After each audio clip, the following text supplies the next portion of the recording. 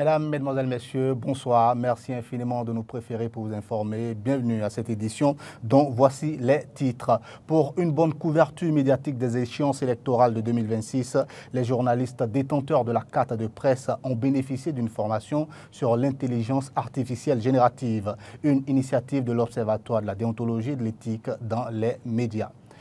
Assemblée générale ordinaire de l'Union nationale des médias en ligne du Bénin hier à Cotonou. Le thème des assises était « Nouveau code de déontologie et de l'éthique, quelle application pour les médias en ligne ?»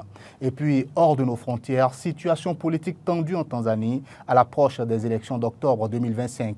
Le principal parti d'opposition récalé pour non-signature à temps du code de conduite électorale. Plus de détails dans ce journal.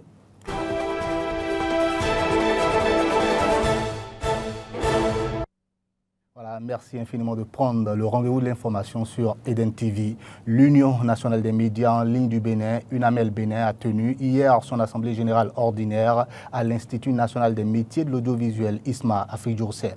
Placé sous le thème « Nouveau code de déontologie et de l'éthique, quelle application pour les médias en ligne ?» Cette rencontre a réuni les professionnels du secteur autour d'une réflexion de fond sur les enjeux de la régulation, de la responsabilité et de la professionnalisation dans l'écosystème numérique béninois. Le compte-rendu de Arthur Wendo. Depuis l'installation en mars 2024 de l'Union nationale des médias en ligne du Bénin, UNAMEL Bénin, plusieurs actions ont été menées, notamment dans le sens de la professionnalisation et la défense des intérêts des médias en ligne. Et c'est justement ces actions que Barnabas Oroukoumane, président de l'UNAMEL Bénin, et les siens ont tenu à présenter ce jour à travers une assemblée générale ordinaire. Mais avant, le président de l'UNAMEL Bénin va présenter l'Union nationale des médias en ligne du Bénin.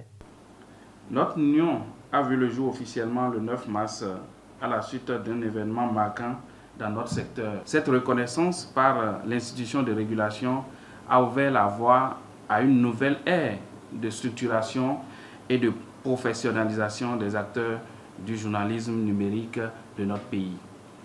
C'est dans cet élan que nous avons décidé, en tant qu'éditeurs et promoteurs de presse en ligne, de nous unir autour d'un cadre représentatif pour faire entendre nos voix, défendre nos intérêts et promouvoir l'excellence. Nouveau code de déontologie et de l'éthique, quelle application pour les médias en ligne? C'est le thème central de cette Assemblée générale, une thématique qui n'a pas été choisie au hasard, selon Barnabas Oroukoumane, président de l'UNAMEL Bénin.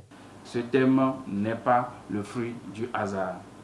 Chers promoteurs de médias en ligne, ce thème s'impose à nous avec urgence et pertinence. En effet, pendant longtemps, les règles de déontologie et d'éthique dans le paysage médiatique béninois ont été conçues principalement pour la presse écrite, pour la radio et la télévision, en ignorant ou en minimisant la spécificité des médias en ligne. C'est donc à juste titre que l'Observatoire de la déontologie et de l'éthique dans les médias soutient l'initiative. Heureux d'être ici ce matin avec vous pour vous témoigner tout le soutien donc, de l'Observatoire de la déontologie et de l'éthique dans les médias à l'initiative donc d'organiser et de structurer au mieux les médias en ligne. Le ministère du numérique et de la digitalisation, de son côté, rassure les uns et les autres, membres de l'UNAMEL Bénin. Je voudrais vous rassurer que tout est en ordre et que très prochainement, il y a un rouleau d'action qui va être déployé, notamment en termes de formation. L'appropriation du nouveau code de déontologie et d'éthique des médias du Bénin préoccupe l'ARAC. Le code de l'éthique et de la déontologie est la brevière, la Bible, pour dire l'âme du métier de journaliste. Et pour l'ARAC, l'appropriation de ce code revêt un intérêt particulier, une nécessité, une urgence au regard de tout ce qui est prolifération de fausses informations aujourd'hui en ligne. L'ARAC se tient disponible à vous accompagner, l'UNAMEL, toutes les initiatives dans le sens de renforcement de capacités.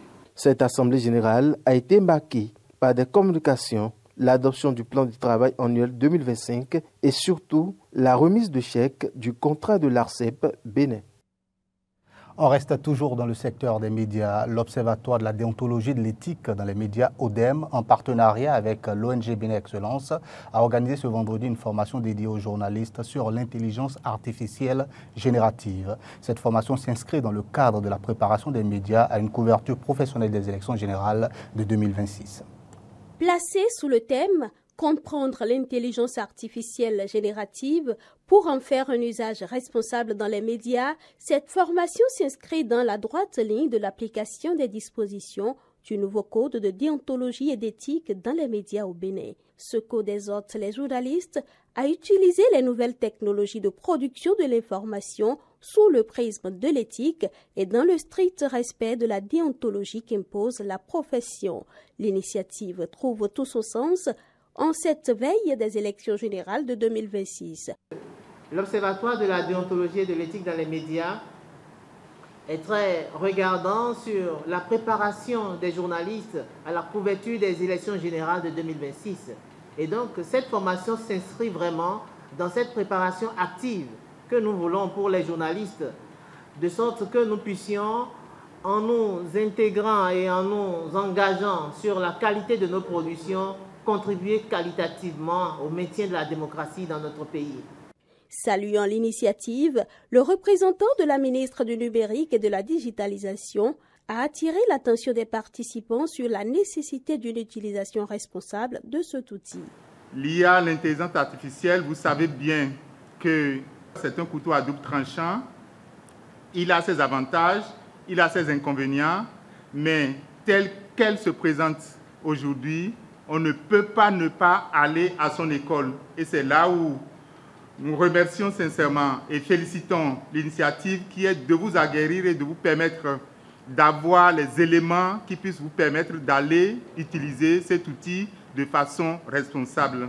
Dans son discours d'ouverture de la formation, le représentant du président de la Haute Autorité de l'audiovisuel et de la communication a fait remarquer que l'initiative de l'ODEM s'inscrit dans la vision de la RAC pour un paysage médiatique béninois moderne, éthique et responsable. Fréjus Ponon évoque 3 raisons qui justifient le soutien de l'institution de régulation des médias. Premièrement, elle contribue à renforcer les compétences techniques de nos journalistes face aux défis du numérique.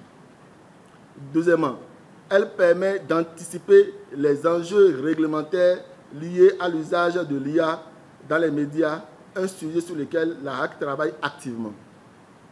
Troisièmement, elle favorise une approche collaborative entre les différentes institutions du secteur médiatique pour une gouvernance inclusive et efficace des nouvelles technologies. Les participants à cette formation sont des journalistes détenteurs de la carte de presse qui ont exprimé leur désir de renforcer leurs connaissances dans cette thématique suite au communiqué de l'ODEM en date du 5 avril. On parle à présent politique et plus précisément de bonne gouvernance. L'Institut des artisans de justice et de paix, IAJP, a organisé ce jeudi au Champ d'Oiseaux de Cotonou une conférence sur le thème « L'impératif de la bonne gouvernance pour relever les défis actuels ». Le professeur Joseph Fifame Djokbenou était l'invité principal de l'Institut pour développer ce thème. Reportage Clémence Tonoucoin. Par cette conférence, l'Institut des artisans de justice et de paix, IAJP, lance ainsi ses activités du second trimestre de l'année. Dans son propos introductif, le père Arnaud-Éric Aguenouno, directeur de l'Institut, rappelant le contexte de la conférence, a laissé entendre que cet espace citoyen, soutenu par la Conférence épiscopale du Bénin, incarne depuis plus de 27 ans un engagement constant en faveur du dialogue, de l'impartialité et de l'ouverture à toutes les sensibilités politiques, sociales et religieuses. À sa suite, le conférencier du jour, le professeur Joseph Djokbenou, s'est attelé à développer dans une démarche pédagogique le thème « L'impératif de la bonne gouvernance pour relever les défis actuels ». Dans la première partie de son exposé, il a fait une clarification conceptuelle du thème. La bonne gouvernance est la définition des politiques publiques efficientes, efficaces, qui, dans une société politique, assure la corrélation transparente et juste entre les biens dont la rareté est le caractère et les besoins dont l'abondance est le caractère. Le conférencier parle ensuite des défis qui, selon lui, sont à la fois d'ordre interne et externe, présents ou à venir. On peut citer à première vue toutes les vulnérabilités. On peut également, au plan externe, regarder l'actualité. Le monde devient violent. La force devient le mot de règlement. La force s'impose. La force, on va dire, dans le monde actuel, évince le droit. Ce sont les défis actuels. Et ces défis doivent nous inspirer la manière dont nous allons faire les choix essentiels pour satisfaire les besoins illimités aujourd'hui et demain. Pour lui, la question principale qui se dégage du thème est de savoir comment, en présence des défis actuels et futurs, rendre pérenne l'impératif de bonne gouvernance. En réponse à cette préoccupation, le professeur titulaire de droit privé propose une double solution. La première réponse, c'est nécessairement de renforcer les fondations de bonne gouvernance. Et la seconde réponse, c'est ensuite satisfaire, je dirais durablement, la demande de justice sociale. Dans son exposé, le professeur Joseph Diogbenou est revenu sur la réforme du système partisan et quelques dispositions du code électoral, notamment les 20% dénoncés par une partie de la classe politique béninoise et la société civile. On démarre la page internationale de cette édition par la situation politique en Tanzanie qui se tend à l'approche des élections d'octobre. Le principal parti d'opposition, le Chadema, a été disqualifié du scrutin samedi après avoir échoué à signer le code de conduite électorale à temps. Cette décision confirmée par Ramadani Kalima, directeur de la commission électorale, empêche le parti de participer aux élections présidentielles et législatives ainsi qu'aux élections partielles jusqu'en 2030. Les détails. Scrutin sous haute tension en Tanzanie. Le parti d'opposition Chadema a été exclu des élections d'octobre pour non-signature du code de conduite électorale. Une disqualification valable jusqu'en 2030. Le coup tombe alors que son leader Tundu Lissu risque la peine de mort pour haute trahison. Accusé d'avoir voulu empêcher le scrutin, l'opposant, déjà victime d'une tentative d'assassinat en 2017, n'a même pas pu plaider.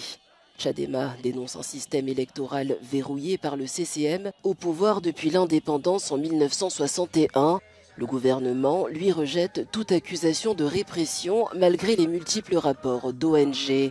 La présidente Samia Suluhu Hassan sera candidate à sa réélection dans un contexte de démocratie fragilisée. Les Gabonais se sont rendus aux urnes pour choisir leur prochain président, moins de 2 ans après la présidentielle contestée qui a marqué la fin du régime d'Ali Bongo. Quelques 920 000 électeurs étaient appelés à départager 8 candidats, dont le président de la transition, Brice Clotaire Oligui Nguema. Les détails avec nos confrères d'Africa News.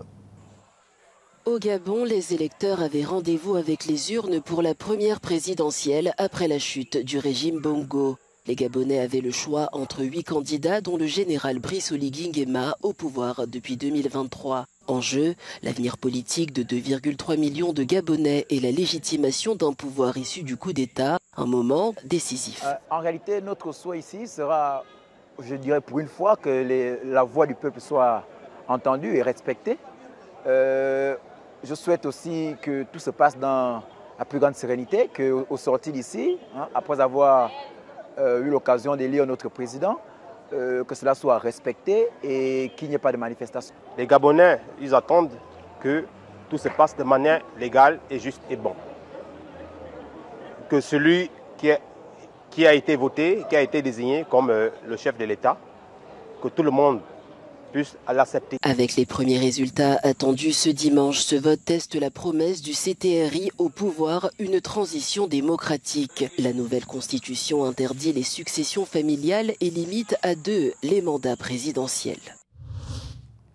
Voilà, on vient de l'apprendre à l'instant même, selon les résultats provisoires annoncés au ministère gabonais de l'Intérieur. Le président de la transition, Brice Oligui Nguema, général putschiste tombeur de la dynastie Bongo, a remporté 90,35% des voix à l'élection présidentielle organisée aujourd'hui, soit 19 mois après son coup d'État d'août 2023.